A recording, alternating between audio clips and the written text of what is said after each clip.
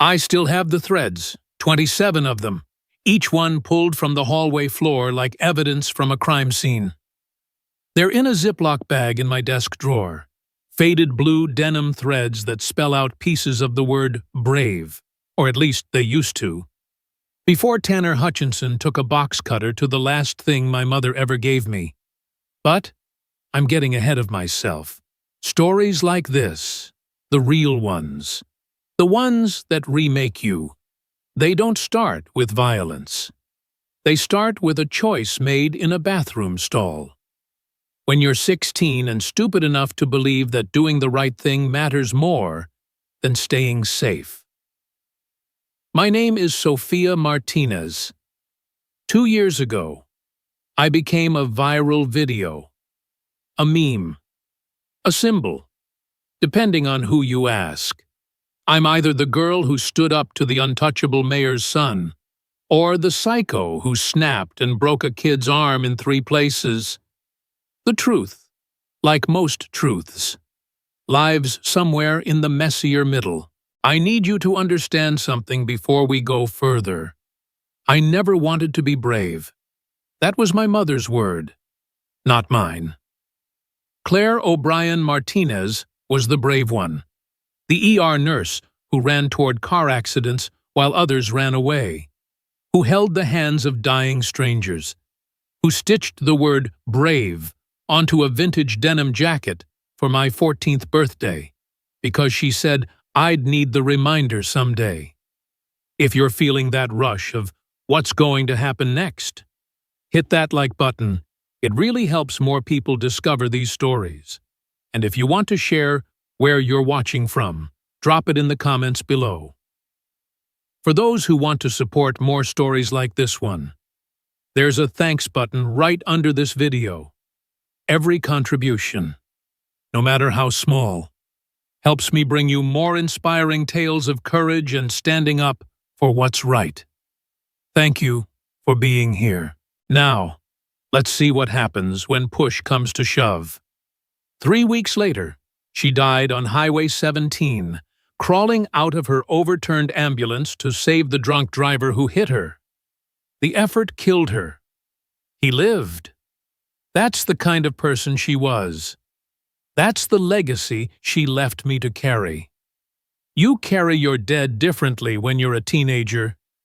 Adults have rituals, support groups, therapeutic frameworks for grief. 16-year-olds have jackets that still smell like their mother's perfume, and fathers who wake up screaming in Spanish at 3 a.m. Miguel Martinez brought me to Phoenix after the funeral, left his position at Camp Pendleton, took a recruiting desk job that kept him stateside. "Someone needs to be here when you wake up, mija," he said, like I was the only one having nightmares. But I heard him most nights, pacing the kitchen, making coffee at hours when coffee stops being about caffeine and becomes about having something to do with your hands besides punch walls. We didn't talk about Mom much. We talked around her, about school, about training, about anything except the Claire-shaped hole in our lives. But she was there in every self-defense lesson he gave me in our garage. Every time he checked my 6 walking through parking lots. Every time he made me recite the warrior's prayer he'd modified for his girls.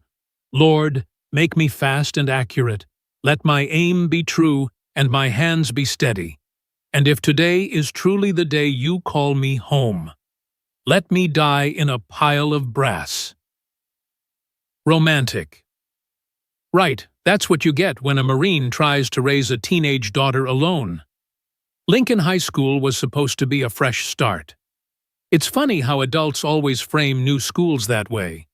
Like geography can somehow outline tragedy. Like a different zip code means different grief.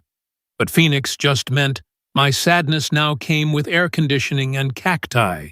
The school itself was one of those monument to property values places, all glass and sustainable architecture and kids driving cars worth more than most people's houses. I'd grown up on military bases where everyone's dad had the same haircut, and everyone's mom knew how to stretch a paycheck across impossible math. Lincoln was alien territory. I did what any self-respecting military brat does in a new school. I became invisible. Earbuds in, hood up when the weather finally cooled enough to wear one, lunch in the library. I wasn't there to make friends. I was there to graduate, get into a decent college, and make my father proud enough that maybe he'd stop looking at me like I was Claire's ghost. The thing about trying to be invisible is that you see everything. You see which hallways belong to which tribes. You see the invisible hierarchies, the careful choreography of who can sit where, who can talk to whom. You see the deals being made in bathroom stalls and empty classrooms. And sometimes you see too much. October 15th, 2:47 p.m. I remember the exact time because I was calculating whether I could make it to last period without using the bathroom. But junior year means AP classes, and AP classes mean coffee, and coffee means biological inevitability. The second-floor bathroom was supposed to be empty. That was the whole point. Hit the facilities during the last 10 minutes of sixth period, when everyone else was still trapped in class. I'd mapped out the patterns my first week. I knew which bathrooms were vape lounges, which were crying sanctuaries, which were for actual biological needs. I pushed open the door and immediately knew something was wrong. There's a quality to silence that changes when it's occupied, a held breath tension that makes your animal brain whisper warnings. Rebecca Chen was standing by the sinks. 14, maybe 15, with that specific fragility of freshman girls who haven't figured out how to armor themselves yet. She was shaking, holding a small plastic baggie like it might explode, and behind her, counting money with the casual efficiency of a bank teller, was Tanner Hutchinson. I knew who he was. Of course. You couldn't exist at Lincoln without knowing Tanner. 6'2", lacrosse captain, son of a mayor who'd been photographed with 3 different presidents. He had that specific kind of handsomeness that comes from good genes and better orthodontia, sharp jaw, perfect teeth, eyes like a department store mannequin, empty and reflecting whatever you needed to see. Walk away. He didn't even look up from his counting. This doesn't concern you. My father had taught me about tactical assessment since I could walk. Exits 1, blocked by me. Weapons nothing visible. But dealers rarely worked alone. Witnesses none that would matter. Smart money said, turn around. Walk away. Forget what I'd seen. But Rebecca Chen was crying. Not loud. Dramatic tears. The silent kind that come when you're in so far over your head that your body starts grieving for you. Let her go. The words came out before I could stop them. My mother's voice in my head. Courage means standing up, even when standing up costs everything. Now Tanner looked up, studied me with the dispassionate interest of someone cataloging an insect. I'm sorry, did you say something? The girl. She doesn't want what you're selling. His smile was a Cheshire cat thing. All teeth and no warmth. Rebecca here already paid. No refunds in retail. Then I'll buy them. I pulled out my wallet, $23 and a Starbucks card. The sum total of my teenage wealth. Whatever she paid. I'll match it. Tanner laughed. It sounded like ice cubes cracking in warm water. Oh, this is adorable. G.I. Jane wants to play hero. He stood up, and I realized how much space he took up, not just physically, but psychologically. He moved like someone who'd never been told no, never been stopped, never faced a consequence he couldn't buy his way out of. Tell you what, Martinez. Of course he knew my name. I'll make you a deal. 10 grand to forget what you saw. Cash, untraceable. In your locker by tomorrow morning. No, 20. No. He stepped closer. I could smell his cologne, something expensive that probably had a French name I couldn't pronounce. Everyone has a price. Then I guess I'm not everyone. Something flickered across his perfect face. Annoyance, interest. It was gone too fast to tell. You have no idea who I am, what my family can do to yours. I know exactly who you are. I kept my voice steady, even as my heart hammered combat rhythms. You're a drug dealer, and she's leaving, now. I stepped aside, creating an exit path. Rebecca didn't need a second invitation. She bolted, leaving pills and money scattered on the bathroom counter like evidence at a crime scene. Tanner watched her go with the mild interest of a scientist whose lab rat had escaped. Then he turned that empty gaze back to me. You just made the worst mistake of your life. Wouldn't be the first time. But as I walked out of that bathroom, legs steady despite the adrenaline dump, I knew this was different. This wasn't some schoolyard confrontation that would blow over by Monday. This was declaration of war against someone who'd been winning wars since birth. The campaign started within hours. When I got to my car after school, all 4 tires had been slashed. The note under my windshield wiper was printed on expensive cardstock, "This is what happens to snitches." My father took one look at the scene and went into Marine mode. "Pack your things. We're leaving." "Dad, no. This isn't a discussion, Sophia. I'm not running."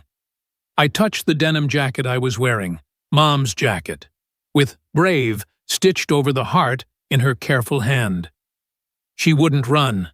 "Your mother is dead because she wouldn't run," he said, and immediately looked like he wanted to swallow the words back.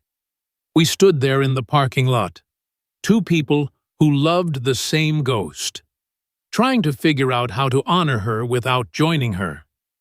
1 week, he said finally. We document everything. We go through proper channels, if nothing changes. We handle this my way. His way involved people with names like Snake and Havoc, men he'd served with who now did the kind of private security that didn't ask questions. But I was 17 and stupid and still believed in justice with a capital J. I filed a report with school security.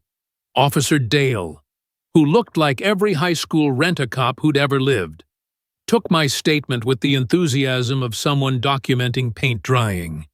"We'll look into it," he said, which was cop speak for "this will disappear into a filing cabinet forever." The Phoenix PD was worse. The desk sergeant didn't even pretend to care. "Kids will be kids," he said, like slashed tires were some kind of senior prank. "Unless you have proof of drug dealing." "I told you. You saw a plastic baggie that could have contained anything. Could have been vitamins. Could have been candy." His smile was a practice thing, worn smooth by years of not giving a damn. "Mayor Hutchinson's son is an honor student. Full ride to Princeton next year. You really want to make accusations that could ruin his future." That's when I understood. It wasn't that they didn't believe me. They just didn't care. The Hutchinsons owned this city in ways that went beyond politics. They owned its silence. The harassment escalated with military precision. Dead roses in my locker, funeral arrangements. The card said, "With deepest sympathy for your loss." My social media got hacked, filled with photoshopped images that made me look like things I won't repeat. Someone called in a bomb threat, using a voice modulator that sounded enough like me to earn a visit from Homeland Security. Through it all, I wore Mom's jacket like armor. It was vintage Levi's from the 80s, broken in by decades of wear. She'd bought it at a thrift store in Boston the day she met my father. wore it to Desert Storm protests, to night shifts, to my school plays. The brave embroidery was added later, when her hands shook from chemo, but she insisted on finishing it for my birthday. "Para que recuerdes," she'd said. So you remember. I remembered, even when my homework disappeared from teachers' desks, even when my lab partner suddenly couldn't work with me anymore, even when I found my mother's obituary taped to my locker with "You're next" written in red Sharpie across her face. That one almost broke me. I sat in the bathroom, not the second-floor one, never that one again, and cried until my throat burned. A janitor found me there, this older Latina woman who took one look at the obituary in my hands and pulled me into a hug that smelled like pine sol and kindness. "Mija," she whispered, "sometimes the only way out is through." Her name was Rosa Hernandez. Her nephew had died of a fentanyl overdose the year before. "Bought the pills at school," she said. "Good boy, straight A student. Took them thinking they were Adderall for his SATs. Dead before his parents found him." "Everyone knows who sells," she said, still holding me like I might shatter. "But nobody says nothing. Too scared. Too much to lose." That's when I realized this wasn't just about me. It wasn't even just about Rebecca Chen. It was about all the kids who didn't have Marine fathers or college funds or second chances, the ones dying quietly in bedrooms while their parents wondered where they went wrong. I started documenting everything, not just what happened to me, but patterns. Which kids suddenly had money for designer clothes? Which ones dropped out after seeming fine? Which ones ended up in the ER that the school paper never mentioned? Aisha Washington helped. We'd been friends at my last school, bonded over AP computer science and divorced parents. She was the kind of hacker who could have worked for the NSA if she hadn't had a problem with authority and a fondness for anarchist literature. "Girl, this is bigger than Tanner," she said during one of our encrypted video calls. "I'm seeing shell companies, crypto transfers, connections all the way up to City Hall. Your boy isn't just dealing, he's middle management in something huge." "He's not my boy. You know what I mean. Look, I'm gonna keep digging, but you need to be careful. The pattern of attacks, it's escalating, like they're building to something." She was right. The psychological warfare was taking its toll. I wasn't sleeping, wasn't eating. My grades started slipping. Teachers who'd praised my work suddenly found fault with everything. My guidance counselor suggested maybe Lincoln wasn't the right fit for me. My father watched it all with growing fury. "Say the word, Mija. One word, and this ends." But ending it his way meant admitting the system had failed, meant teaching every kid at Lincoln that power always wins. That courage is just another word for stupidity. I couldn't do that to Rebecca Chen. I couldn't do it to Rosa's nephew. I couldn't do it to my mother's memory. So I kept going, kept wearing her jacket, kept showing up even when every instinct screamed run. Because sometimes the only way out is through. October 28th. Homecoming week. The school buzzed with that specific energy of teenagers pretending high school dances matter in the grand scheme of existence. Posters everywhere. Committees planning with the intensity of wedding coordinators. Couples proposing elaborate promposals that would be forgotten by Thanksgiving. I pulled on Mom's jacket that morning like always. The denim was soft from years of wear, faded to that perfect blue that comes from living rather than fashion. The brave embroidery caught the light, white thread against worn fabric. My mother's cramped stitches visible up close. "Looking good, Martinez." Tanner's voice behind me at my locker made my spine go rigid. He never approached me directly anymore. That was what his minions were for. Vintage is very in right now. I didn't turn around, didn't respond, just kept loading books into my backpack with studied calm. "You know what I love about vintage clothes?" He was closer now. I could smell that expensive cologne again, mixed with something sharper. Adrenaline, maybe, or anticipation. "They're so fragile. All those years of wear and tear makes them prone to accidents."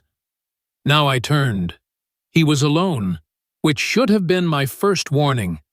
Tanner never traveled without his pack. "Is that a threat?" "Threat." His mannequin smile widened. "I'm just talking about fashion. Very interested in fashion lately, especially outerwear." The hallway was emptying out, students heading to first period. Soon it would be just us and the echoes. "I have class," I said. "So do I. But education can happen anywhere, don't you think? For instance, today's lesson is about understanding your place in the ecosystem." My place. See, Lincoln is a delicate balance. Everyone knows their role. Everyone stays in their lane. Then you come along, thinking one dead nurse makes you special, thinking that jacket makes you untouchable. His eyes glittered with something that might have been excitement. "But you're not untouchable. Martinez, you're not even memorable. You're just another military brat who's about to learn why we run this city." The bell rang. We were officially late. The hallway was empty now. Just us and the security cameras that I'd learned were mysteriously prone to malfunction whenever Tanner was involved. "This is your last chance," he said. "Apologize, publicly. Admit you were wrong about what you saw. Take your medicine like a good little soldier, and this all goes away." I thought about Rebecca Chen, about Rosa's nephew, about my mother crawling from an ambulance to save someone who didn't deserve it. "No. No." He seemed genuinely surprised. "You understand what happens now, right? What has to happen." "I understand you're scared," I said, and watched his perfect face twitch. "I understand that, for the first time in your life, someone said no and meant it, and that terrifies you more than any threat I could make." Something dark passed over his features. For just a second, I saw what lived under the mannequin's smile, something raw and hungry and utterly without conscience. "After school," he said quietly. "East hallway. Come alone. Come ready to apologize. Or come ready to bleed. Your choice." He walked away, and I stood there, holding my mother's jacket closed like it could protect me from what was coming. I should have told my father, should have called Aisha, called the cops, called anyone. But I was 17 and tired and angry.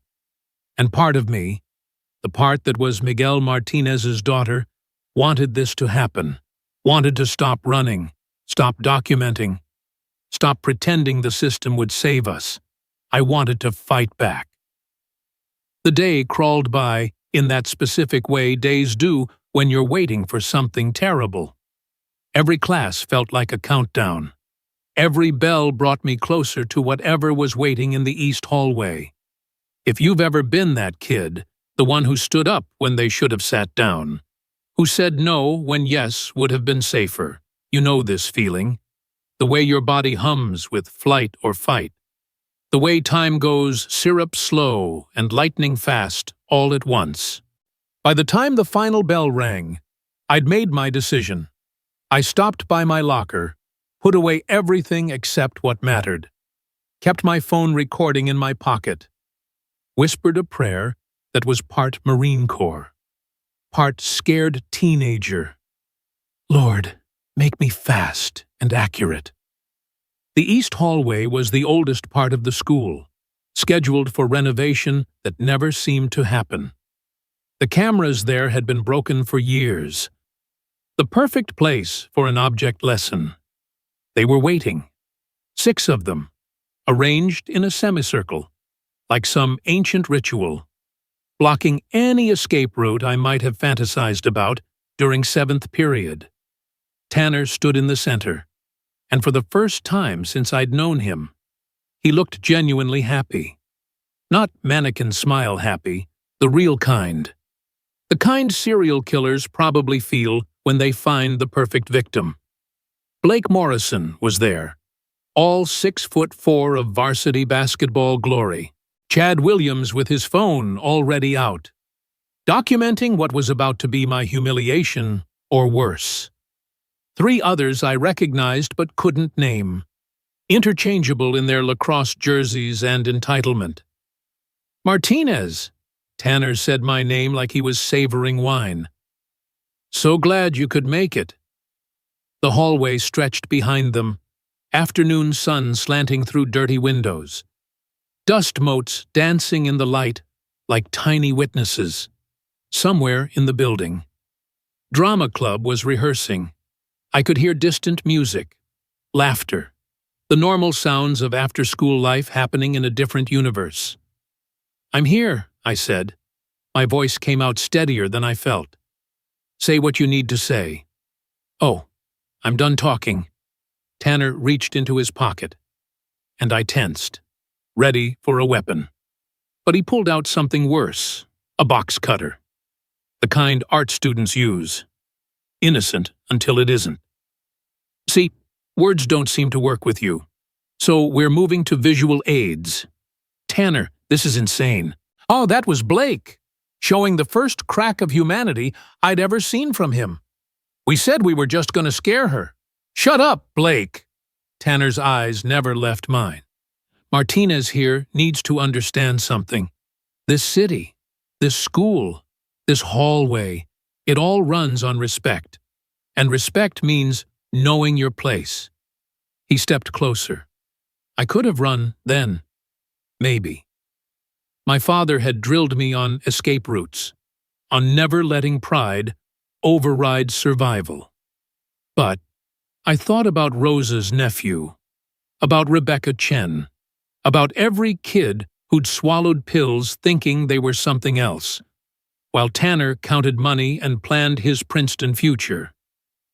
"My place," I said slowly, "is standing between you and kids like Rebecca."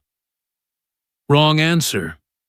He moved fast, faster than I'd expected from someone who'd probably never thrown a punch that couldn't be paid off later.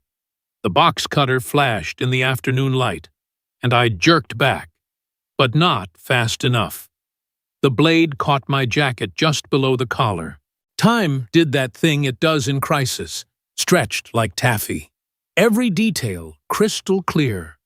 The sound of denim tearing, the brave embroidery separating letter by letter. My mother's stitches, made with hands that shook from chemo but refused to quit, coming apart like everything I'd tried to hold together since she died. "No."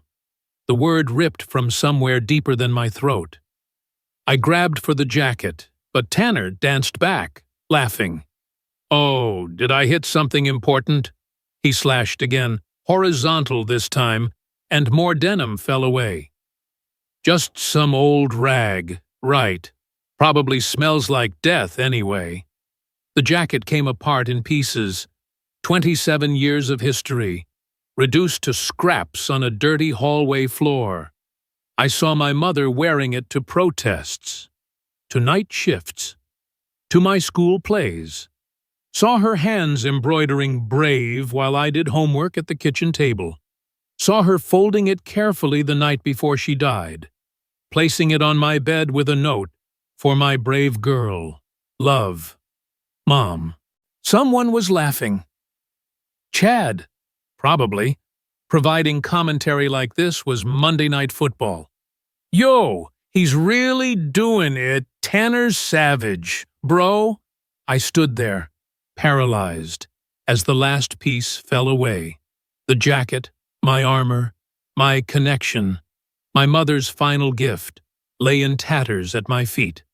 Tanner stood over the remains like a conqueror, box cutter still in hand, that mannequin smile finally reaching his eyes. "There we go," he said. "Now you look like what you are. Trash, just like your mom who died trying to save some drunk nobody." The words hit like physical blows. Your mom died nobody. I looked down at the ruined jacket, touched one of the threads that had spelled brave, my mother's thread. Pulled through fabric by hands that saved lives, that held mine when nightmares came, that never stopped fighting even when her body was failing. "You know what your problem is, Martinez." Tanner was still talking, drunk on his own cruelty. "You think doing the right thing matters. You think being brave means something. But your mom's dead, and you're about to learn the same lesson she did. Heroes don't win. Power wins. Money wins. I win." He reached for me then, maybe to push me, maybe to cut my actual clothes, maybe just to prove he could touch me, and I couldn't stop him. But Sofia Martinez was done being touched. My left hand shot out, deflecting his reaching arm to the outside, a move I'd practiced 10,000 times in my garage while my father called corrections and my mother watched from the doorway. My right hand cupped his elbow. My hip pivoted, my weight shifted, and I pulled while pushing in opposite directions. It's called an armbar in jiu-jitsu. In Krav Maga, it's just called efficient. The crack of Tanner's arm breaking was like a gunshot in the quiet hallway. He screamed, not a tough guy yell, but a high, thin sound like air leaving a balloon. His knees buckled, and he went down hard, the box cutter skittering across linoleum. I could have stopped there, should have stopped there. But I thought about my mother's jacket in pieces, about Rosa crying for her nephew, about Rebecca Chen shaking in a bathroom, about every kid who'd swallowed poison while Tanner counted profits. I dropped to one knee beside him, my hand still controlling his broken arm, and leaned close enough to whisper, "You're right about one thing. Heroes don't win. But I'm not trying to be a hero. I'm just my mother's daughter. And she taught me that when you touch something that belongs to the dead, you better be ready to join them." Then I let go. Tanner curled into a ball, cradling his arm, making sounds that weren't quite words. His crew stood frozen, like their programming had crashed. Nobody moved to help him. Nobody moved at all. That's when I heard it, a familiar voice from Chad's phone. "Holy shit! Holy shit! Are you guys seeing this? She just broke his fucking arm. Subscribe and share. This is going viral." But it wasn't Chad's voice, it was Aisha's. Chad looked at his phone in confusion. Then horror. The screen showed not his camera app, but a live stream. The viewer count was climbing 10K, 50K, 100K. Comments flooded in faster than the eye could track. "Surprise! Assholes!" Aisha's face appeared in a small window on the screen. "Did you really think I'd let my girl walk into an ambush alone? I've been streaming since you pulled that box cutter. Hashtag Lincoln Drug Lord is trending. Oh, and that financial evidence I mentioned just dropped a thread with receipts going back 3 years. Your boy Tanner's been busy." Footsteps in the hallway. Not the hesitant shuffle of students, but the purposeful stride of authority. Principal Foster rounded the corner, and behind her, federal agents. Real ones, with FBI windbreakers and expressions that suggested they weren't here for the homecoming committee. "Nobody move," the lead agent said, though movement seemed beyond any of us at that moment. Tanner Hutchinson, you're under arrest for distribution of controlled substances, conspiracy, and about 12 other things I'll explain when you stop crying." Principal Foster looked at me, and I saw something I hadn't expected: approval. "Miss Martinez, are you hurt?" I looked down at myself. My tank top was intact. My body was fine. But Mom's jacket lay in pieces. And that was a wound that wouldn't show up on any medical report. "No, ma'am." She knelt, carefully gathering the torn denim, handed the pieces to me like they were fragile, precious things, which they were. "For what it's worth," she said quietly, "I've been building a case with the DEA for 6 months. We needed someone on the inside brave enough to push Tanner into showing his true colors. You did that. Your mother would be proud." I held the ruined jacket and tried to feel proud. Tried to feel victorious. But all I felt was empty. The live stream hit 1 million views. Then 2 million. The title evolved from "Rich Kid Gets Destroyed" to "Mayor's Son, Drug Ring Exposed." News trucks appeared like mushrooms after rain. Justice for Sophia started trending, which was ironic since I hadn't asked for justice. I'd just asked to be left alone. 47 arrests in the end. The investigation spiraled from Tanner to his suppliers to his father to half of Phoenix's political establishment. Mayor Hutchinson's mugshot became a meme. Princeton quietly rescinded Tanner's acceptance. Rebecca Chen's parents sent me a thank you card. Rosa brought me tamales and cried in my kitchen. Kids I'd never spoken to told me their stories, the pills that almost killed them, the debts that almost broke them. The fear that kept them silent until I showed them silence wasn't mandatory. But I still had 27 threads and no jacket. My father found me one night sitting on the garage floor, trying to piece the denim back together like the world's saddest jigsaw puzzle. He sat beside me, said nothing for a long time. Then, "She wouldn't want you to mourn cloth, mija. It's not about the cloth." I know. We sat there, 2 people who'd lost the same light, trying to figure out how to move forward when forward felt like betrayal. "I've been thinking," he said eventually, "about what makes someone brave. It's not the absence of fear. Your mother was terrified every time she ran toward an accident, but she ran anyway. And look where it got her. It got her you." He touched one of the threads. "She put brave on this jacket. But she put brave in you. The jacket's gone. You're not." I wanted to argue, but I was tired of fighting, tired of being strong, tired of standing up when sitting down would be so much easier. "What do I do now?" I asked. Now you decide. Do you want to be the girl who broke Tanner Hutchinson's arm, or do you want to be the woman who survived losing everything and chose to keep going anyway? I looked at the threads in my lap. 27 pieces of my mother's last gift. In the live stream replays, you could see them falling like snow, each one catching the light as it fell.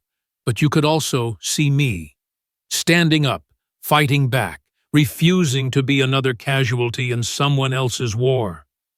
"She crawled out of an ambulance," I said quietly, "to save the man who killed her. She did. I'll never be that good. You don't have to be her, mija. You just have to be you. That's all she ever wanted." The next week, I went back to school, wore a plain black jacket over my tank top, walked past the east hallway where Tanner's blood still stained the linoleum despite industrial cleaning, sat through classes where everyone stared, but nobody spoke to me.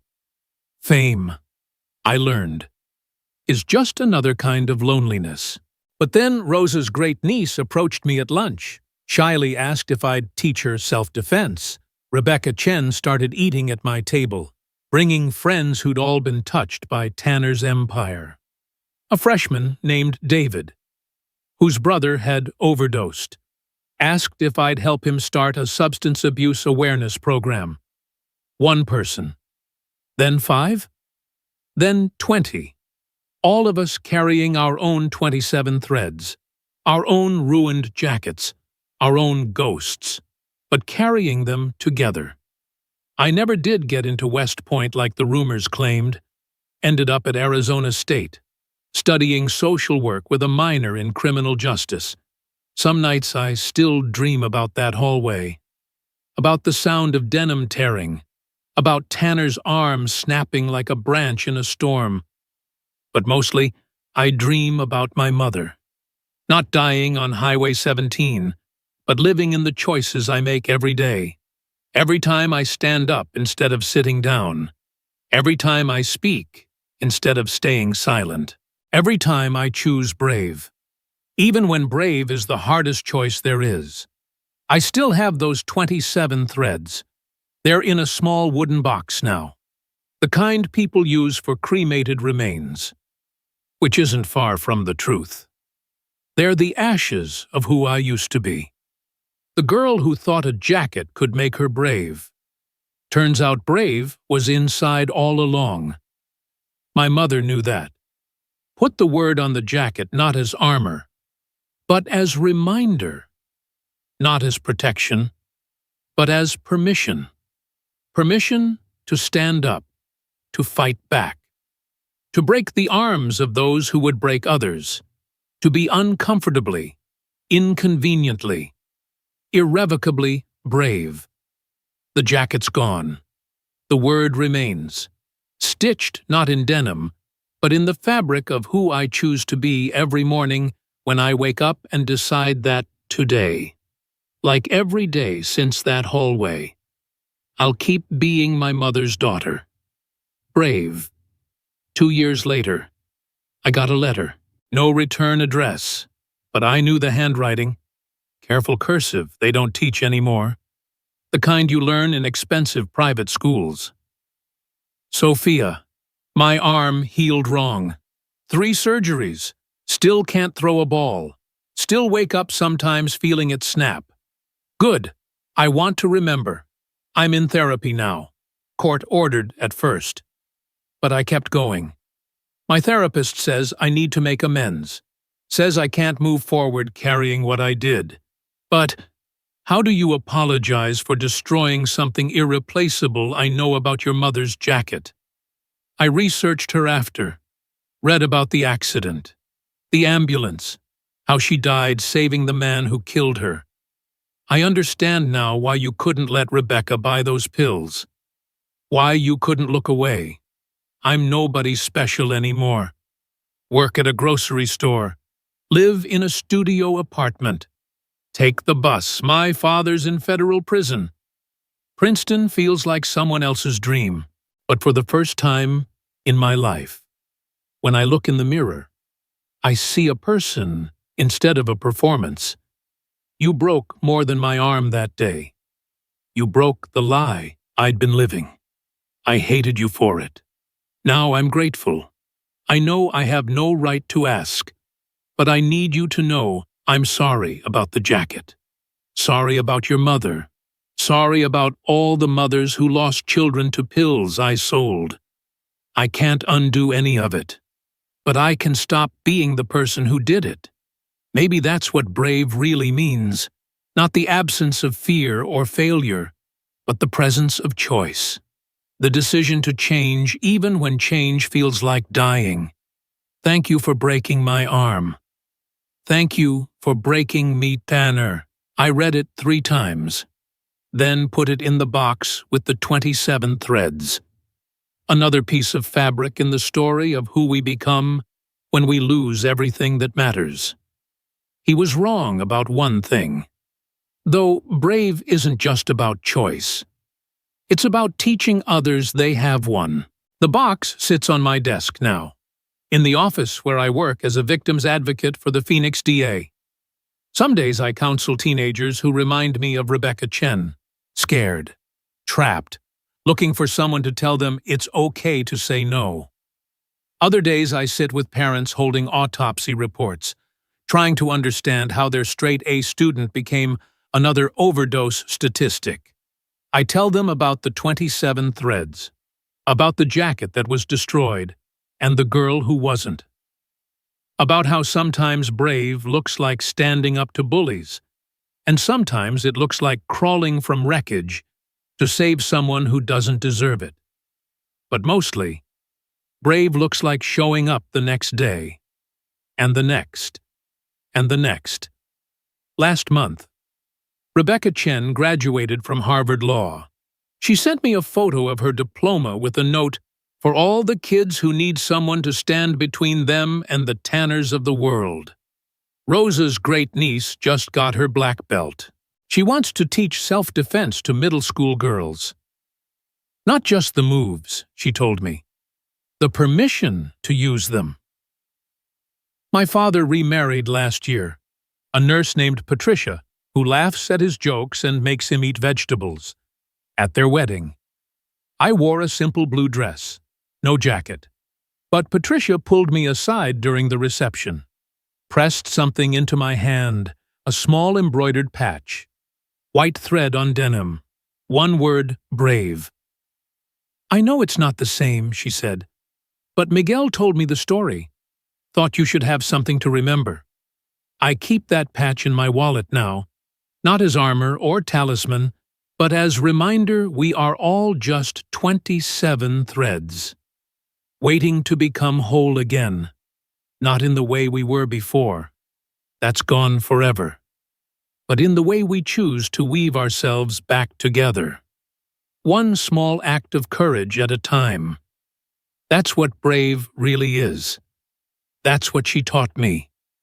That's what remains."